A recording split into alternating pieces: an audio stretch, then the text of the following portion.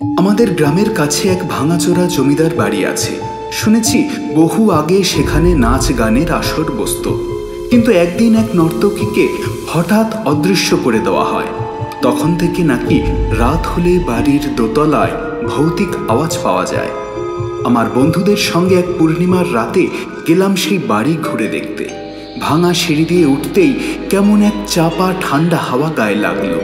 চারপাশে সবার মোবাইলের আলো জ্বালানো, আর হঠাৎই মনে হলো কারো পায়ের নুপুরের শব্দ আসছে।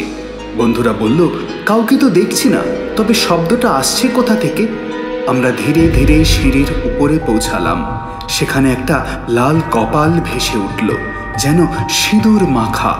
আলো ফেলতেই দেখা গেল মাথা ছাড়া এক কপাল দেয়ালের সঙ্গে ঝুলছে। চোখ দুটো হা করে তাকিয়ে আছে আমাদের দিকে। বন্ধুরা ভয়ে চিৎকার করে দৌড়ে পালালো। আমি স্থির হয়ে গেলাম। সেই কপাল হঠাৎ কাছে এসে ফিসফিস করে বলল, আমার নাচ শেষ হয়নি, তুমি কি সঙ্গী হবে? আমি ভয়ে ঝাঁপ দিয়ে নিচে নেমে এলাম, কিন্তু পরে শুনলাম আমার ছায়া নাকি এখনো সেই ভাঙা দোতলায় নুপুর পরে নাচতে দেখা যায়।